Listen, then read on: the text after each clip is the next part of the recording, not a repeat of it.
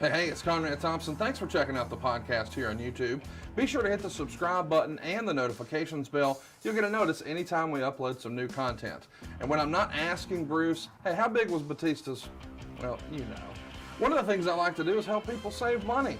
And if you're watching this video right now and you're in a 30-year loan, man, you're overpaying your single biggest bill and you may not even realize it. I want you to do a little experiment for me. Take your calculator out, multiply your monthly house payment by 360 payments. That's how many payments there are in a 30-year loan. That big scary number, that's your total of payments. You're looking at that number? You know you can do better. Keep more of your own money right now and go to savewithconrad.com. Or maybe you've got credit card debt. Man, it's not a matter of if I can save you money with that. Your average interest rate on a credit card is more than 20%. And by the way, all the interest you pay on those credit cards, it's not tax deductible. Whereas the mortgage interest, well, that is tax deductible. So if you owe this debt, it's up to you how to pay it back. Doesn't it make sense to get the cheapest rate possible and the greatest tax deduction possible? Find out how much money you can save right now for free at savewithconrad.com. You don't need perfect credit. Even scores in the 500s can be approved, and it's no cost out of pocket. But maybe best of all, we're licensed in more than 40 states. We can help more families than ever before. But how much can we save you? Find out right now for free with a quick quote from savewithconrad.com.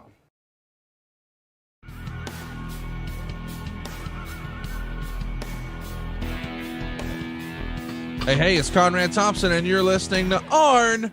And of course, we can't do it without the Hall of Famer himself, the founder of the Four Horsemen, the creator of the Spine Buster. He is AA. He is the enforcer. He's Arn Anderson. Arn, how are you, man? You left out Beach Bum. Oh, yeah, Beach Bum. We forgot about that part. In this moment in time, about 5 days a week, you could find me firmly planted on Pensacola Beach. That's worth mentioning.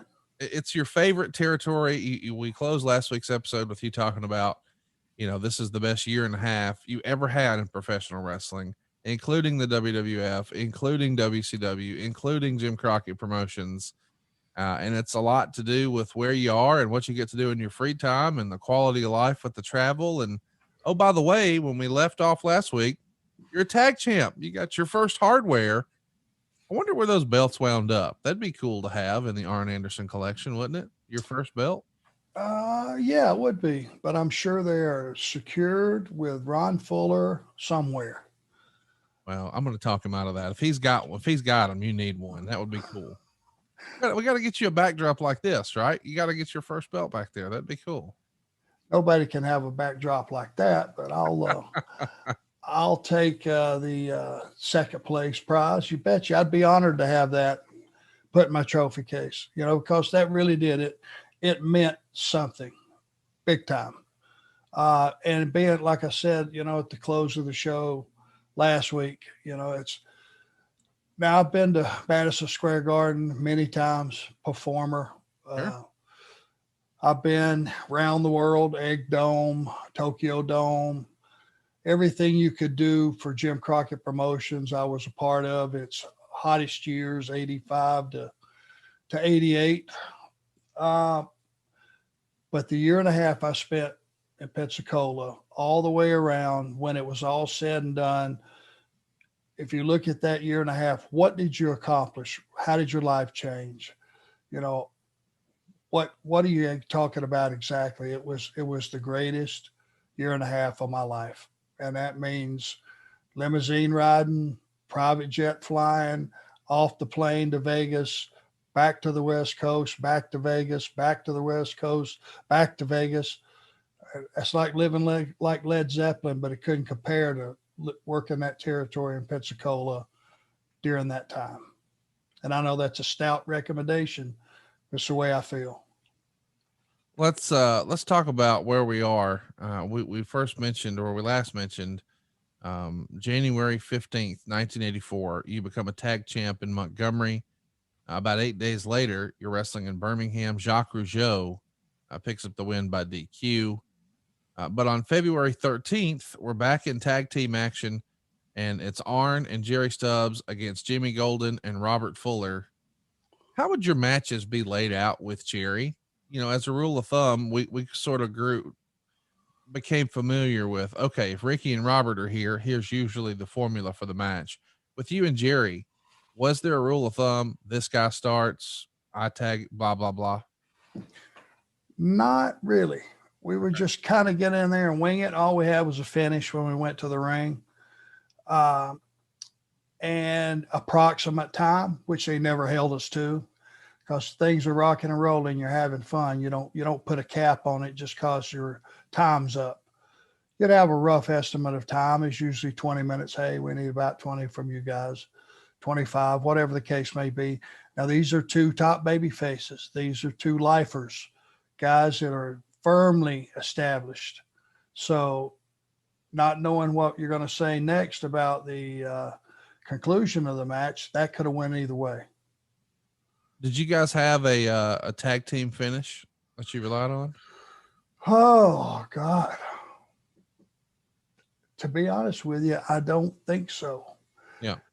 I think it was a combination of a couple of our moves and more of a something nasty shot in the back of the head. Down he goes, handful of tights, feet in the ropes, knee in the back, coming off the ropes into a DDT. Some teamwork, rotten way to win. I would probably guarantee it was something like that. So that match we were just breaking down is February 13th. 2 weeks later, you're back in Birmingham, of course, tagging with Jerry. And this time you're taking on Jimmy Golden, but not Robert Fuller, but Ron Fuller. And he recently appeared on Ron's podcast. You should go check that out anywhere you enjoy podcasts, and you can hear Arn's story, and it's a hell of a listen. But now in here, you're not wrestling Robert. You're wrestling the real quote unquote boss, the big boss. Does that change the dynamic at all in the way you structure a match or work a match? Robert was the baby face that all the little girls love. But the guys, liked him too, because he was been there forever, well proven, good performer. Ron was the heavy hitter. He was the Tennessee stud. And when he walked in the room, he's about 6'8" anyway, right? 6'9", whatever it is. He put that cowboy hat on. He's about 7'1". Yeah. And he was tall, and he would lay his stuff in. It was good and solid, but he was recognized by the fans as the heavy hitter. Things are going to change if he's the partner now. That was just the way he was viewed by the audience. Let's talk about the next thing, because again, I want to give context. It's Jimmy Golden and Robert Fuller. Then it's Jimmy Golden and Ron Fuller. When we come back, I don't know, a week later, it's Robert and Ron against Arn and Jerry. We're clearly building to the brother story. How are they as a team together, Robert and Ron? Oh God, they had to have done it 2,000 times by that point, I think, as far as teaming together. They were on automatic.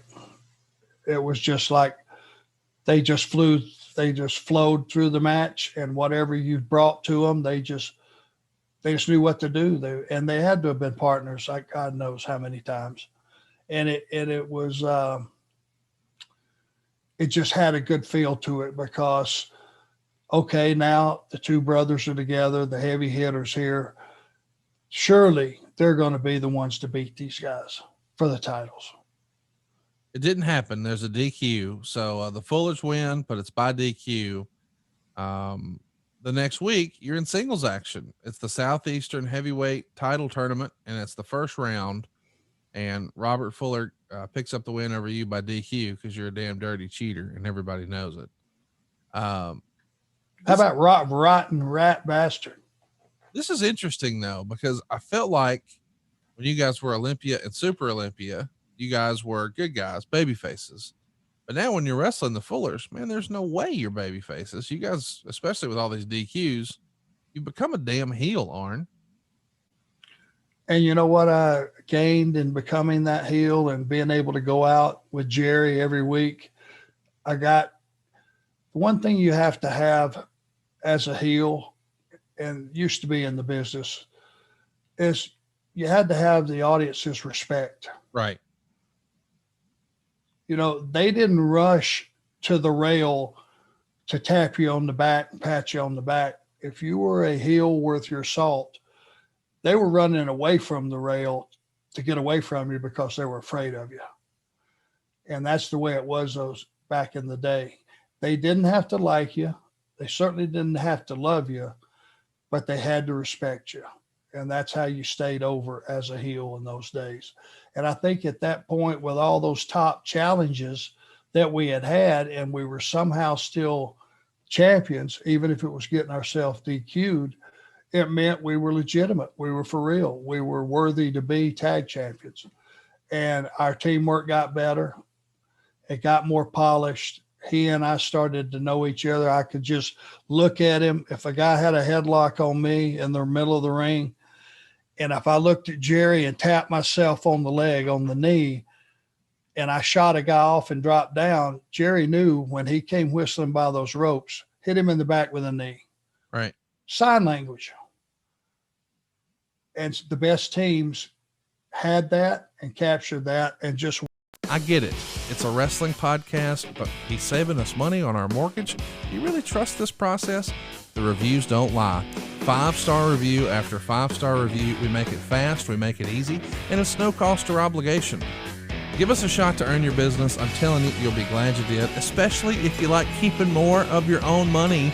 You don't need perfect credit or money out of your pocket, so what are you waiting for? Hurry to savewithconrad.com. One look, you could tell a guy what you wanted, and he knew what you wanted. Let's talk about, because we haven't spent very much time on it. You've mentioned it a little bit, the Fedoras. This is something you had tried before. Did you talk Jerry into this, and what was his reaction to it? Oh, he loved it. Okay. He loved it. He said, hey, what if I start, since we're not going to have on the hoods, what if I get one of those goofy ass hats? I said, hell yeah. Because there's no rhyme or reason for wearing them. You can never, there's no explanation good enough. It makes no sense. And it was just, people just say, that goofy ass hat. Oldie used to tell me when we would be walking towards the ring, going backstage, why are you wearing that goofy ass hat? I said, are you hot? He said, yeah, I'm hot. I said, there you have it. Let's talk a little bit about how you used to build storylines back in the day here. I want to set the stage again. February 13th, it's Arn and Jerry against Jimmy Golden and Robert Fuller. 2 weeks later, Arn and Jerry against Jimmy Golden and Ron Fuller. A week later, Robert and Ron against Arn and Jerry, this time by DQ. So the first match, Arn and Jerry win. The second match is a draw. The third match is a DQ. But here on March 19th, Arn and Jerry beat Robert and Ron Fuller. So these are the territory owners, the hometown heroes, the big baby faces, and I'll be damned if the heels, Arn and Jerry, don't win. We come back 1 week later, and now the shit's on. It's a Texas tornado street fight. Arn and Jerry against Jimmy Golden and Robert Fuller, but there's no finish. It goes to a no contest. Back in the territory days, you weren't allowed to, quote unquote, hot shot something. You had to stretch it out. So we're going to have a DQ. We're going to have a draw. We're going to have a no contest. Okay, now we're cooking with gas. We need the heels to actually pick up a win. And that's what happens here. So when you get a win on March 19th in Birmingham, which, as you said, was the money town, and you are beating Robert and Ron, and you're the tag champs, that's about as big of a vote of confidence as you could have had at this point in your career, right? Everybody in that building, because of the 5 weeks of history prior to it, were conditioned to, okay, they've been through every combination of opponents that there can be. They've thrown everything they can at them. They're still the champions. Tonight's the night. Because that's the way we would have done it back then. Babyface is trying to climb that mountain, trying to climb it. He keeps almost getting to the top. One of the rocks gives way and he slides back down. That night, that build, those opponents, everybody in that building could smell it. Title change. And when they didn't do it, they went ballistic because they couldn't believe it. They were conditioned as fans. Things are a certain way. Normally, that would have been fine. If you switched the titles that night, it would have been because of all that adversity that those baby faces had been put under, it would have been outstanding. But that's where they were so smart. If they could get another 6 months out of me and Jerry if they wanted to, by us getting that one win in that situation. It's brilliant. It is. And of course, we're not going to leave well enough alone. We're going to come back 1 week later, March 26th, the Texas Tornado Street Fight. As far as I can tell, this is the first time you've had a gimmick match like this. Is that right? Probably. What are you, I know this sounds silly in hindsight because we're fans who've seen, 100 Texas Tornado Street Fights at this point. But back in 84, did you have to ask somebody, hey, now what exactly does that mean? What are we doing differently? Who was the opponent? Jimmy Golden and Robert Fuller. Pretty much, I think I talked to Jerry about it and I said, what's off limits? And he said, well, really nothing. I just wouldn't, do anything dangerous. Robert, he's like, I don't think he's going to like you hauling off, hitting him in the head with a steel chair. I said, no, what I kind of had in mind is them hitting us with every piece of movable furniture in the building. He said, yeah, you're thinking exactly right. Basically, they will probably just beat the ever-loving piss out of us for most of this thing. I would suggest we'll probably both be bleeding. Yep. And probably crawling around on our hands and knees looking for an escape and come as close to getting slaughtered as you possibly can, but still escaping with the belts so that I could come out next week and tell them what an ass whipping we gave those guys last week. And that was your heat. You came out and lied. There's a couple of different truths. There's their truth, there's our truth, and then there's the real truth. But we always told our truth. And our truth was we beat the piss out of everybody in the building to and from the ring. What you people didn't see is when we got around the corner up there, we beat up the popcorn vendor, the guy that was sweeping up, and 4 or 5 fans. And they would go crazy because they knew it was all horse shit. I don't know how to ask this. Is this the first time you would have used a blade? Yes. Other than my very first match when somebody cut me. Okay. So but that's Albert Bill Boaz. Right. First time I ever used one. Yes. Can you tell me who sort of is your mentor in that and coaches you up and sort of shows you the way? Because it's not like you just figure this out on your own. Somebody has to say, okay, Marty, here's what we do. Right. Believe it or not, I think the guy that showed me was Boris Zhukov, who didn't mind going coast to coast and bleeding to death. And he had, at that time, he was probably 310 pounds. Right. When he was his biggest, his head grew with him as he got bigger. His head got bigger. And man, he didn't mind gigging himself, and he would bleed. It would be some of the goriest shit that, it even made the boys sick. He bled so much. Wow. And I think he cut me my first one, and I looked at it and I went, wow, that sure is a whole lot of blade sticking out of that. I probably don't need that much. Oh, come on. You got to make sure you take care of it. Well, I went ahead and taped that thing up where there was a lot less blade showing. And I came up with a philosophy that stuck with me my entire life. Now you can look at my head. I mean, I'm not a handsome guy, but not too bad, right? You know what's funny? I looked it up and you're exactly right. Boris Zhukov was on this same show in a Russian chain match against Jacques Rougeau. So he was probably zipping himself. Oh God. Yeah. He was. Here's what I came up with that I stuck with my entire career. They can tell you when and how often to cut yourself, but they can't tell you how deep. They don't have that authority. So for a guy that's been hit with everything and, you kind of look, it's not too bad. There's a few deep ones when I was probably learning. But yep, Boris, I think, would have been the man. So do you remember where he suggested that you, I mean, I know that some of this stuff guys get a little uncomfortable with, but you break a razor in half, you wrap the other one of the ends in tape, and then you stick it where?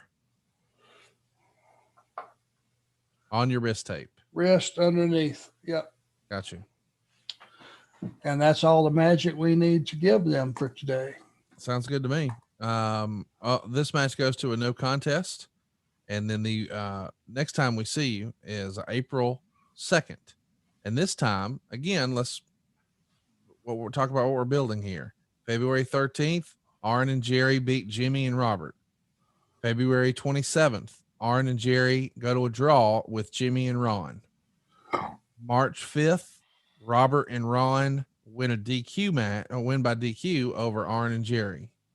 And now we finally get the heels to get a win. Arn and Jerry beat the Fullers on March 19th. A week later, the Texas Tornado street fight, but it goes to a no contest.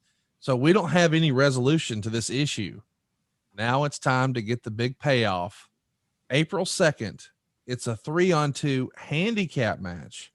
It's Arn and Jerry in Birmingham, Alabama, teaming with Sonny King against Ron Fuller and Andre the Giant. Oh, so chat me up. Your first time being in the ring with Andre. Is this the first time you met Andre? Yes, sir. Sonny King was our manager for just a minute. It was not long. And I'm not sure what the finish of that match was. I hope they beat Sonny. No, you won. We won.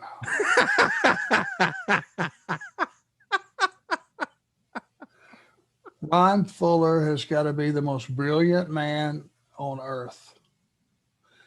Because even though we're getting beat half to death in all these arenas that you just listed, we haven't lost yet, right? 1, 2, 3. Right. Still the champions. That's right. Can you imagine the heat with those people that are going every single week and we're beating every combination of their baby faces that they could throw at us? Yeah. The only name I haven't heard getting into the mix would be Bob Armstrong, and I'm sure at some point he will. He's coming up just a couple of weeks. So Andre the Giant, it was like you didn't say anything to him. If he wanted to say anything to you, he did. I knew that he chopped and he did, I pretty much knew everything that he did, and I was just there to go along with it. We never got Andre off his feet. I think he went to a knee for us, which was a big deal. Yeah. He never hurt me. He would chop me, and man, it would sound off, and I would bounce across that ring like I'd been shot out of a cannon.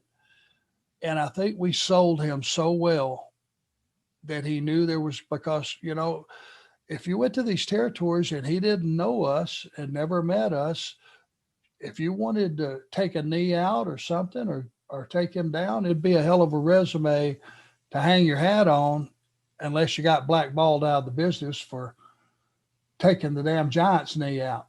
So we knew our job. We would have never done that anyway, but believe it or not, those conversations happened in locker rooms with Andre.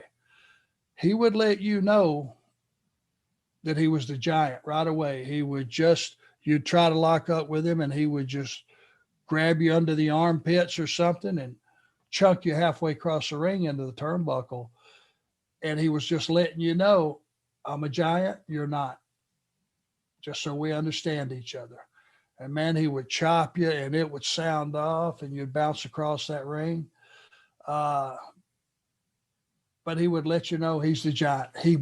It's crazy. He would have you laying by the ropes and he would stand on you at 500 pounds. And however he did it, it felt like a 200-pound guy standing on you. I guess just using the top rope for leverage. Yeah. But he did it weighing 500 pounds. And it just was, and he was a Giant. And it was the only time I got to be in the ring with it. I would have been so honored to put him over. I mean, good Lord. But again, in his infinite wisdom, surely, and I don't remember Ron's promos, but it would have probably went something like this. Hey, we've tried everything, every combination, had every partner that the best of the best, and we still can't beat these guys. So only one thing left to do. I'm bringing in a partner from outside, and it's Andre the Giant. Immediately, title change. What else could it be? Yeah, you assume, well, Andre's going to win. Got to be. He's going to put all three of us, stack us, and then sit on us. That's what I figured the finish would be when we got there. And when he said, you guys are actually winning, I couldn't believe it. I don't know what else could have been done for you bigger than that. Do you? I don't. I mean, I guess we should add the context. Obviously there's the NWA world champion who's your touring champion, and that's going to be a big thing, a big boost to local business whenever the hometown territory guy comes in. But the only other thing that could be compared to that, as far as an attraction that's going to move the needle and sell tickets, is Andre the Giant. His reputation precedes him. You'd seen him on TV. You had seen him on network. This is probably before cable was readily available everywhere, but he's on the cover of every wrestling magazine. I mean, he is it's an overused term, but he is a living legend here. So when he's coming to Birmingham, Alabama, if you're a wrestling fan, you're going to be there. And as a result, he's probably making the top pay on the show, and he should. He helped draw the house, right? Sure. And let me tell you, all I would have had to have said to get the people in that building, something to remember, folks, he's never, ever been beat. Let's keep it going and remind everybody a week later, you're back in Birmingham. This is a weekly territory. So this time it's Rick McGraw and Robert Fuller, and they're going to get a win over Arn and Jerry, but by DQ. So our heels keep cheating. Let's keep the train on the tracks. And next up, it's Arn and Jerry beating Rick McGraw and Ron Fuller. So we're trying every combination here until the following week. April 23rd, 1984, back at Boutwell, Arn and Jerry Stubbs are going to be in a losing effort to Bob Armstrong and Robert Fuller, but it feels like it's going to be controversial. But Bullet is here, and he gets the win over you and Jerry. And you haven't been in the ring with Bob, I guess, since you first started in the business, right? When you first went to Pensacola. Yep. And Bob was, he was viewed just like Ron. He was a heavy hitter. I would say they were the co-baby faces that, oh my God. And I guess there was a history of those guys, Ron or Bob, turning on one or the other, and which had kept them apart during this period. And there was a story that went there too. So they hadn't teamed in a long time either. So Bob coming back was even more important. Did Bob have points in the territory at this point? I think 10. Okay. I think Jimmy had 10. Bob had 10. I don't know how many Ron or Robert had. I just know that Ron was the major stockholder, whatever that was. Well, next up, the tag titles are on the line. This time it's in Dothan at the Houston County Farm Center. Bob and Ron Fuller are going to get a win over Arn and Jerry here, but by DQ. Chat me up about the Houston County Farm Center. This is a famous building. I think this is the building that so many people talk about that had the dirt floor. Is that right? Correct. Cement, dirt floors, cement around the ring, extremely hot, extremely loud, a long way from the locker room to get to the ring, and just a single strand of rope is a barricade between you and the fans. And on a Saturday night, which Dothan was always a Saturday night, they were selling some serious beer in that hot arena. And by about the third or fourth match, buddy, you had a rowdy crowd. Yeah. And it was great if they didn't attack.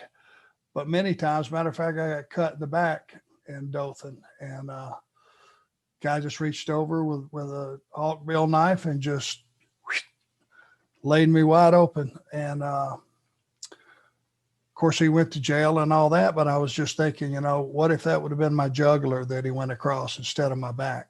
Wait, that was this night? No, one night. Okay. One night. It wasn't this night. And I don't even remember when it was. I think it was much, much earlier. But it was just one of those random things, probably had 10, 12 stitches or whatever, but it could have gotten bad. It was just a rough crowd, rough town, but it was a great wrestling town. And Saturday night didn't get a better night for wrestling than that. Arn, I got to say, if in any other line of work, you just casually mention, well, yeah, then this guy pulled a knife out and tried to stab me, but it was only 12 stitches. That's not normal outside of the context of professional wrestling. Like, I don't think if that happened down at the accounting office, I don't think that they're going to report to work the next day. Hell, they're probably looking for a new profession, period. You know why I didn't get angry? How's that? I did everything humanly possible to put him in that state of mind to do that to me. How weird is this whole genre when you think about it? I did everything I could do to entice somebody in that crowd to stab me. And somebody did. Don't double back and question or get pissed because I got stabbed. I would cuss every human being between me and the ring going down. And whether I lost or not, cuss them all the way out. And you were going to get punched, and you were going to get people try to double leg you, try to attack you. They would throw batteries at you, you name it. But they were back the next week and they brought two of their buddies. Business. Always remember this, Conrad. Baby faces sell merchandise, heels sell tickets. And when you get away from that concept, you're screwing yourself in this business, because it is time tested and 100% effective. Heat sells. So take me back to this stabbing incident, we'll call it. As you're getting stitched up, are you just grinning like a possum? Like, look, I did it. I made a guy hate me so bad that he's in jail now. It's worth it. It was a feeling of how bad is it? Yeah. Oh, because it was on my back, far enough back that I couldn't just twist and look. I couldn't see. Yeah. And they said, "Oh, it's not too bad, everybody." And they said, "Just we'll super glue it shut. There's a emergency room right down the road. Just go get them to stitch it up." When I saw that it didn't hit anything important other than just some back fat.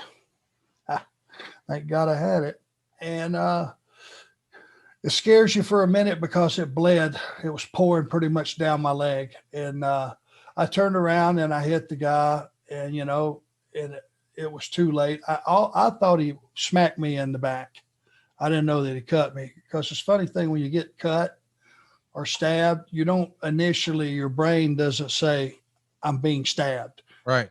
It says you're being punched, because that's happened hopefully a lot more than getting stabbed. Right. And I turned around and once they hit you in those days, the cops, the local police were good about it. If you gave them one back, then they would arrest them. So I popped him, down he went. They grabbed him, cuffed him, took him out of there, but I'm still moving. I knew to never stop. The old rule, which still applies, is if you're a heel and you got heat leaving the ring, if you just did a screw job and you can feel the temperature of the audience, never stop. Keep going till you get to the back, no matter what. It's just when you stop that you get hurt. It's just fascinating, this genre where a stabbing is almost like a job well done. Did Granny know you got cut? No, God, I didn't tell her. No, absolutely not. In sales, when a guy makes his first sale, sometimes other salesmen will walk over and sort of cut his tie off. It's like a rite of passage. And I think in Goodfellas, they celebrated when the kid got arrested the first time. It was like, hey, you got pinched for the first time, whatever. Is this like back in this era, the territory era? Is that almost like a coming of age? Like, hey, you did it. You're one of us now. No, it happened all the time, believe it or not. It really was not a big deal. Well, You'd be surprised what taking a double A battery and from the upper deck, throwing it to the ring and getting hit in the head with it, you'd have thought somebody hit you with an axe. I've seen guys split wide open, 30 stitches up at the top of their head from a double A battery. So in those days, you tried to get heat. Heat meant that you would have a bigger payday. It was a direct correlation how much heat there was in the territory to what the house was. And you didn't even talk in terms of, well, hell, I don't want to get stabbed, or I don't want to get killed, I don't want to get beat up, or any of that stuff. I don't want to put myself in danger. It's what can we do to get some heat to jump this house next week? Because when you're on fire in a territory like that, and you're responsible for that heat that's drawing, and that house is jumping every week, those guys were smart. The ownership guys, your check was going up every week. So it was direct correlation. And if you want to make more money, man, go get some heat. Do what you got to do. So the match we just talked about in Dothan, Alabama on the dirt floor is April 28th. On May 5th, back in Birmingham, ARN and Jerry win the tag straps back from Armstrong and Fuller.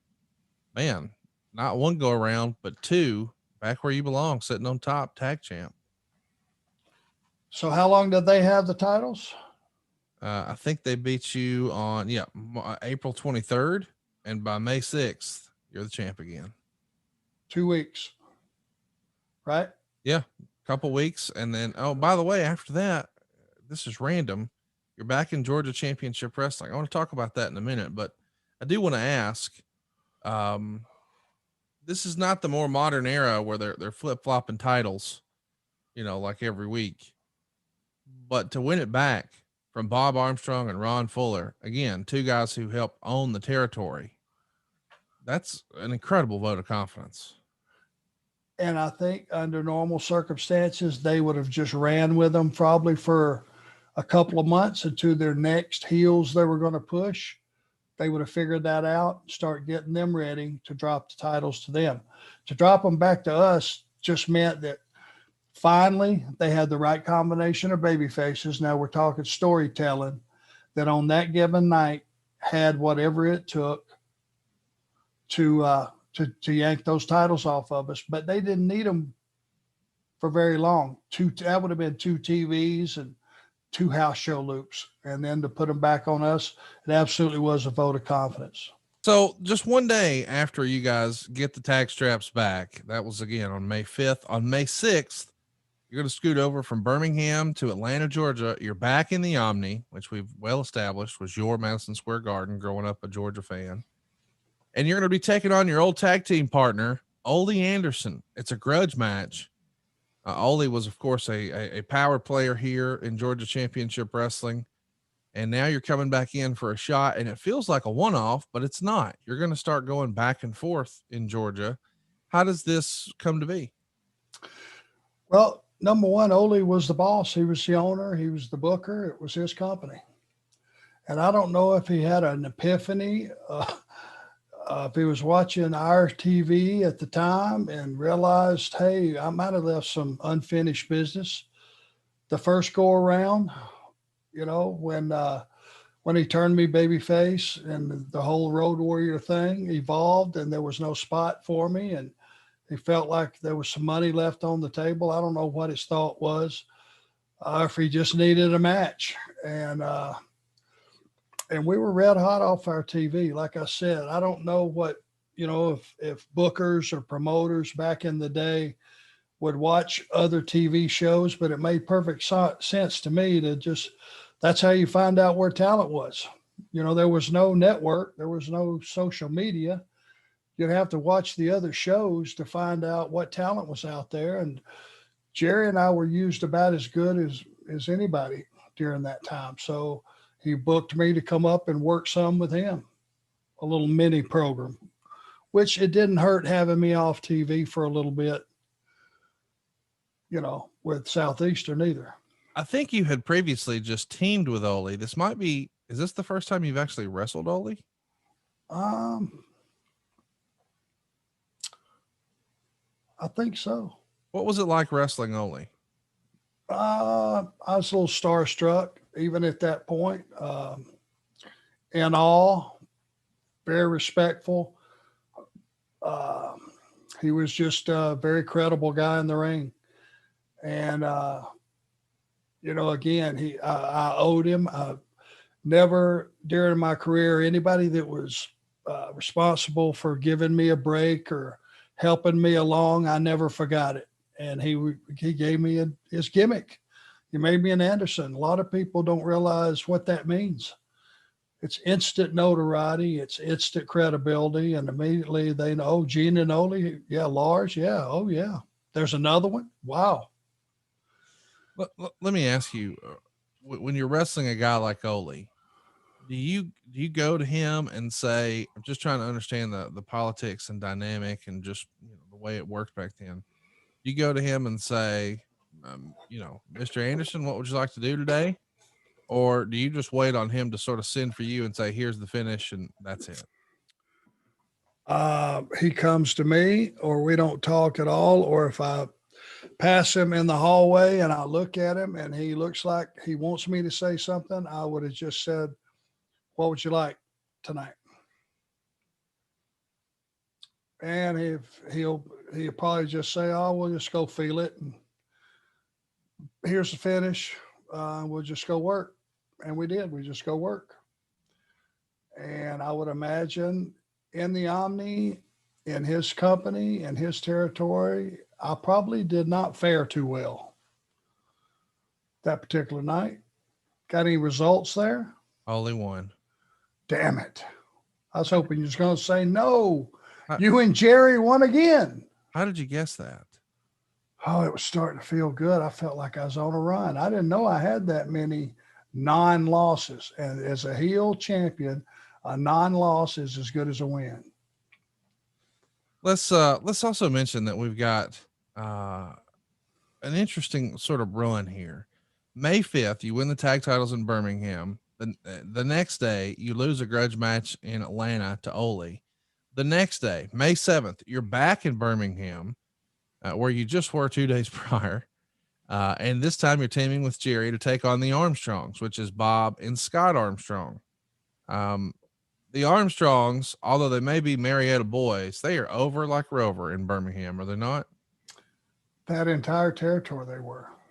Yeah, of course they were. They're all very talented guys. Great baby faces. Bob, obviously, no matter what he told the audience, they bought it hook, line, and sinker. And Brad, top 5. I don't know, 1, 3, 4, 5. I don't know where he goes, but he's top 5 on that list.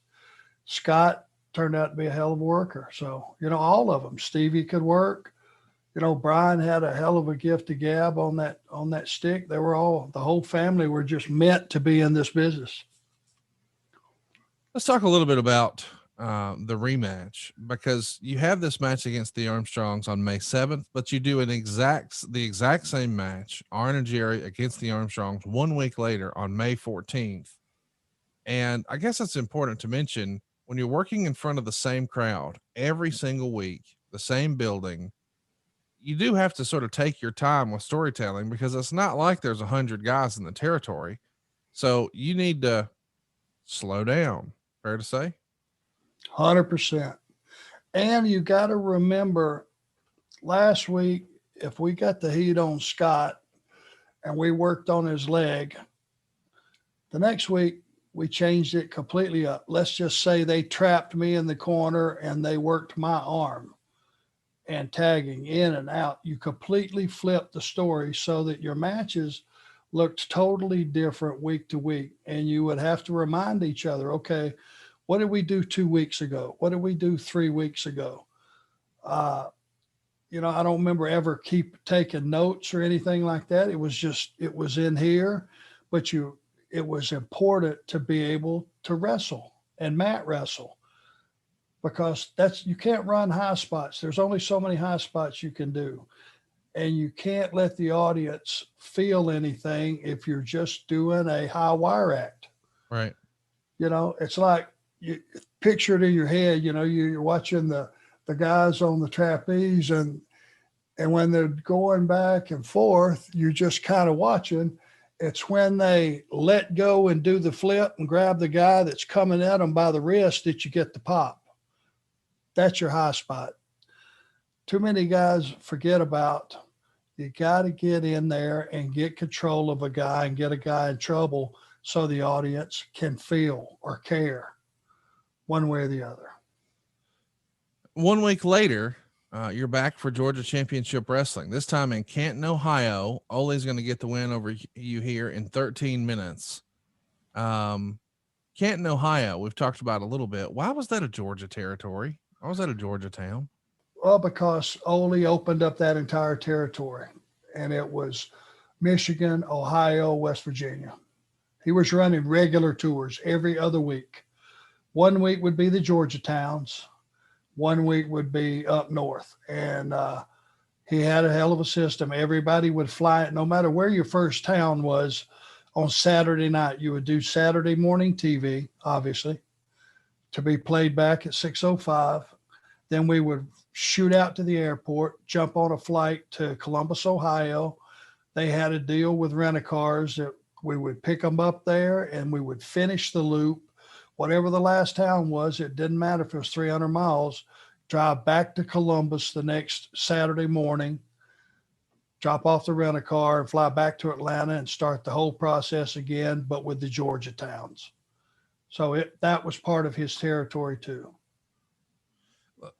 I'm just fascinated by, and I guess the difference here between working for Ole in Georgia and going 700 miles to Canton, Ohio versus working for Bill Watts is A, the plane travel, as you mentioned, but B, whereas Watts is trying to land syndication, Ole's TV is on the Superstation, which is becoming its own animal here in 84, right? The world is his territory. Right. Wherever that TV goes, that he can go. And something to mention here, just so you know the way things were. Promoters had territories. They had couple of states, 2 or 3 states, and it was recognized that was their territory. And the NWA promoters didn't step on each other's territories. This particular chunk of real estate, Virginia, West Virginia, Michigan, Ohio, had been left stagnant for years and years and years. It didn't belong to anybody. So Ole was not overstepping any boundaries or running these towns. That's pretty clear. We need to point that out. It was just left there. So he basically didn't have anyone to negotiate with, no one to pay a percentage to go in and run their towns. It was free reign. Let's keep it going here because I'm fascinated by, you know what, before we move on from Georgia, we teased a few weeks ago that we might have a fun Jim Barnett story, but we haven't told it. Jim Barnett is a guy who I think probably doesn't get enough credit for his contributions to the business and how powerful and important he was, because unfortunately it's just become a silly impression that everybody does. And I know you have a great one and I want to hear it, but the reality is once upon a time, he set Australia on fire and he's got points in Georgia here. And he is, I think Dusty once called him a power broker in professional wrestling. And obviously he's partnering with Ole for Georgia Championship Wrestling. But supposedly, he's making a ton of cash in wrestling, has the big penthouse apartment, has a driver, has a Rolls Royce. He's living the good life. What can you tell us about Mr. Barnett that maybe we haven't discussed before here on the show? Well, he's a very smart man. Okay. Very successful. And if I tell the story about Alex Wright, That is not acceptable in today's world. Yeah. Well, I mean, here's the thing. There's been much said about Mr. Barnett's sexuality. He was a homosexual. This is a different time. These days, it's whatever. But once upon a time, it was whispered. It was a secret. It wasn't something you were supposed to talk about. And thankfully, we've evolved as a society, and that's no longer the case. But there were certainly, oh, I think he's sweet on so and so type talk about a lot of guys, and it's unfortunate that whenever anybody brings up Barnett, it always gravitates to one of those. But it's like, hey man, the dude was making a fuck ton of money in wrestling, so he clearly knew what he was doing, right? Oh God, yeah. Nobody ever said Jim Barnett was not a brilliant businessman. Right. He had Ole doing the booking. He had Ole playing the hard ass. If Mr. Barnett was home watching TV and he saw something he didn't like, he'd say, Ole, about that so-and-so. Yes, Jim, fire him, fire his ass. Yes, Jim, and he'd fire him. Jim was the money guy. He was the power. He was the owner. Ole owned part of it. And Ole did the day-to-day booking, which he charged a booking fee. Now, this was just what I heard, but Ole was charging him like $250,000 a year to book, plus whatever he made wrestling was on top of that. And I don't know if he had points and got points paid as well, but Ole Anderson made a lot of money for a long time working with Jim Barnett. Did you have any interaction with Mr. Barnett back here in your early days? Well, it's, for some reason, for a period of time when they were changing bosses, and I mean the very boss of Jim Hurd and all those guys, Jack Petrick and all the guys that had the big boss, with the exception of Kip Fry. I think it was his name, Kip Fry. Yeah. But they just noticed I'd been there a long time, and I kept hearing, well, he's been here a long time. Maybe he needs to go somewhere else and all that. The problem with that is that's fine to have that conversation, but there was nowhere to go. Right. When it was WCW, I had already been to the only other show in town to where I could make that money. And it was, maybe he needs to get out of here. He's been here too long. Well, we came up with this deal to where I was going to be Dustin Rhodes' partner against Bunkhouse Buck, Terry Funk. Remember that angle, right? Yeah, of course. And Jim came up to me and he was dead serious. And he sat down beside me and he crossed his legs and he leaned in. And I'd always been very respectful of Mr. Barnett for a number of reasons. And he just went, I hope that thing works out for you, Arn. And it was so serious. And it was almost like, this may be your last chance because they don't see a lot in you. You're not flashy. No one had realized that work rate mattered at that point. It was more about the bodies and the stories and the cartoon characters. I don't think they realized what a guy like myself or Bobby Eaton, and I hate to just brag on myself, but I was a journeyman. I could go out and I could make guys. Yeah. And just like Bobby Eaton, just like Brad Armstrong, a lot of guys, that you could make a match and make a guy and have a hell of a match with anybody. And I knew that when he said that to me, it was almost like, well, if this don't work, I don't know. It was sincere. It meant a lot to me, and I appreciated it. Let's talk about what's next for you here. After this Ole Anderson match in Canton, Ohio, you're going to be back this time working in a tag scenario in Georgia. It's Bob Armstrong, Ole Anderson, and Stan Hansen on one side in Cleveland, Ohio, against Arn, Ted DiBiase, and the Spoiler. Boy, this is nothing but Hall of Fame guys. We've talked a lot about Bob. We've talked a lot about DiBiase. We've talked a little bit about Ole. What can you tell us about Stan Hansen and the Spoiler? Well, I never talked to the Spoiler at all, worked with him, obviously, which I don't even recall this match. Stan Hansen was a steamroller. he never drew a breath. He never got tired. He could just keep going. And he was over 300 pounds and rock solid. And I know Ole respected huge Stan Hansen. He respected him just probably as much as anybody in the business. Right. So that, he used him periodically, but having all those top guys in that match, man, you can imagine I was the rookie again and just in awe of it. I can imagine it was a pretty good slugfest.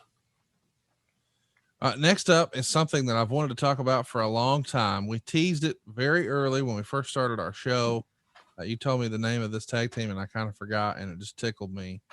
But it's June 4th, 1984. We're back in Birmingham for Southeastern Championship Wrestling's event in Birmingham at the Boutwell Auditorium. It's Arn Anderson and Jerry Stubbs. The tag straps are on the line, and you lose them to Johnny Rich and Tonga Kid. And what was their name, Arn? Rat Patrol. What a name. Johnny Rich, Scott Armstrong. There was 3 of them. That's right. The Tonga Kid. Young guys, girls loved them. Absolutely loved them. And they caught, I think the Tonga Kid was only 18 years old. Yeah, he's very young at this time. So,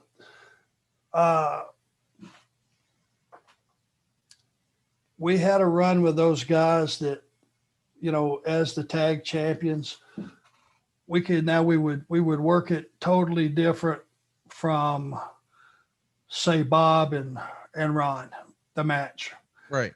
We would get 2 sets of heat on those guys and give them what they thought was, in those days, you very seldom would do that, but we would go long enough, get some heat on one, give one a tag. People thought we were going home, and almost immediately we cut him down too. And it was like, oh, Jesus, these older, more experienced guys have just got more experience. They've been champions for a long time. They're men, grown men, and these are kids. And that was the pretty much the way the audience felt about it, which gave us an immediate advantage on getting heat. And man, it was just a whole different dynamic working with those guys. And a very interesting story came from that. So we had our run with them, and I don't remember how long we worked with them, but one Sunday night we're sitting in dressing room in Pensacola, which we were working there that night. And I don't know if it was Alpha or Sika. Wasn't sure. I don't know which one was the father of the Tonga Kid. Do you know? Let me look real fast. By chance? I can look it up. Doesn't really matter because the story wouldn't change if it was either one of them. But now they lived in Pensacola. Right. But they weren't working the territory. They were working for New York. Right.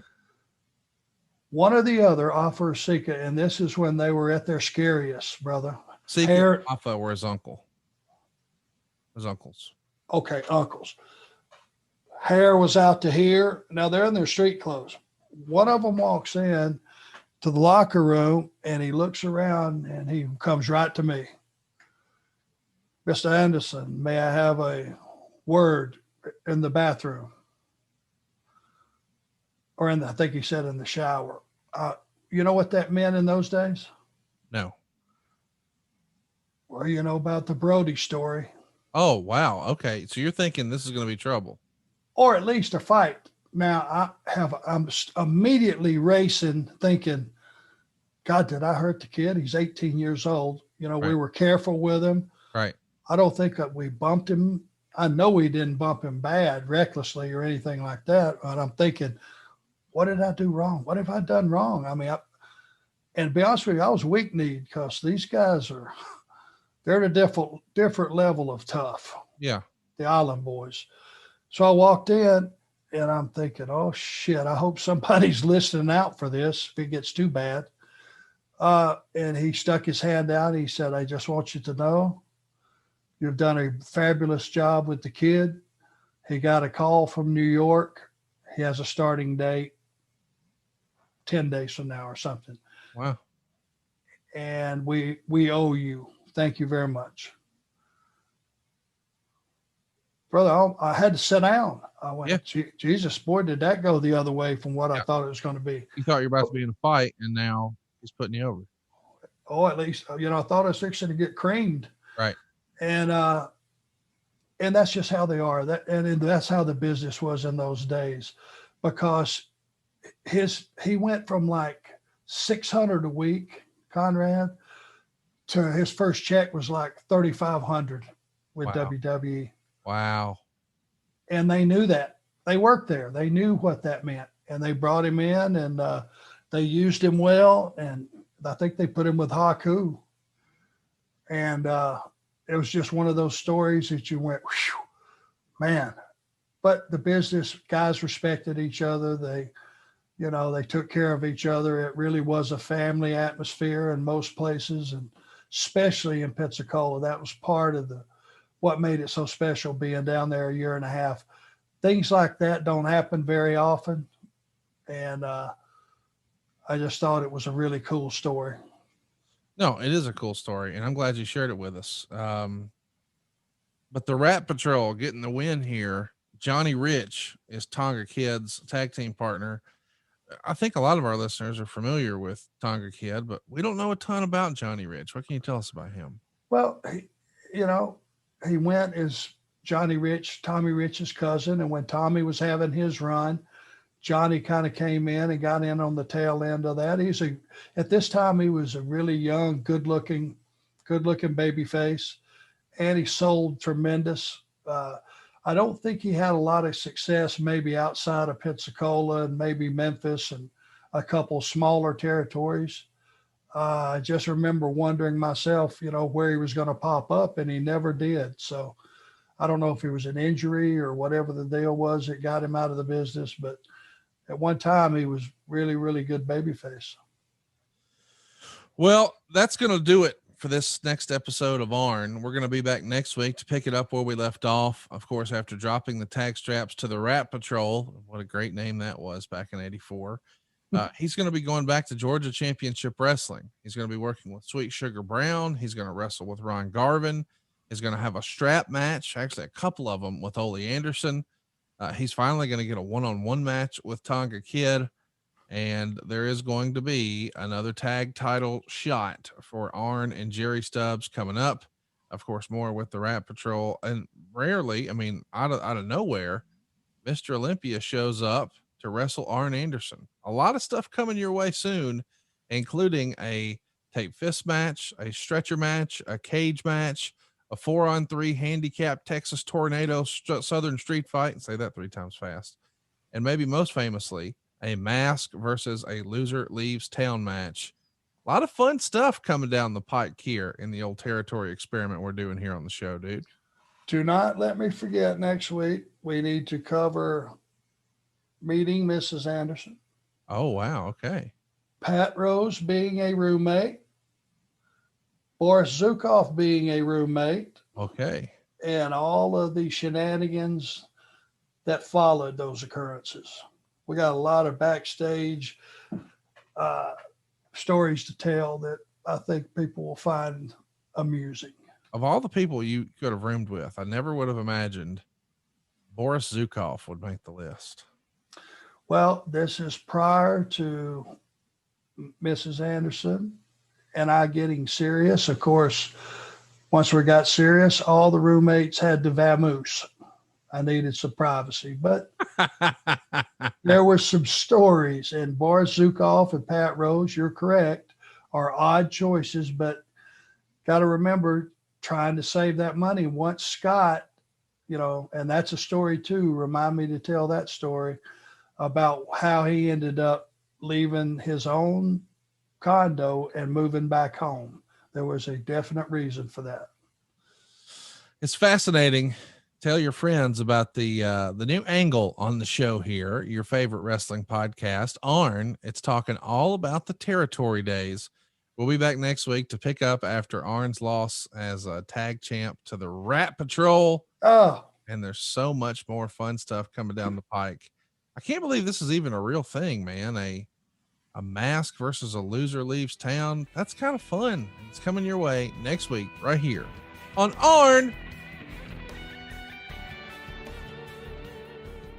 Hey, it's Conrad Thompson. Thanks for checking out the podcast here on YouTube.